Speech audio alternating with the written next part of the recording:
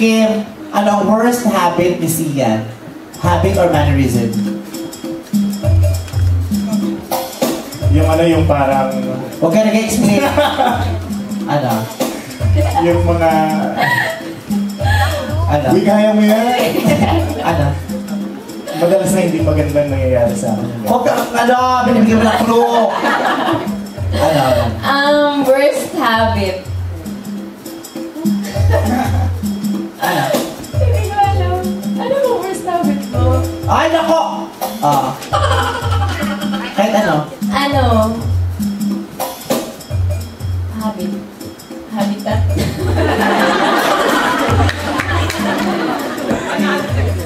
Dali, kumukopya na rin itong isa, oh. Tinalat pa yung bangs niya, oh. Taray! Salang ginigil, 5 strands. Ano ba yung palabas na ano, yung assassin ang tawag doon? City Hunter, taray! Oh, dali. Worst habit niya? Oh. Ano nangyayari sa akin? Huwag kang ano!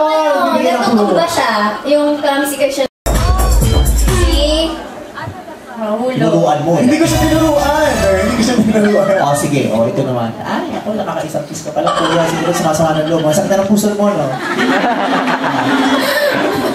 Oh, worst habit ni Kim. Huwag ka titigil kay Kim. Ano ito? Hindi.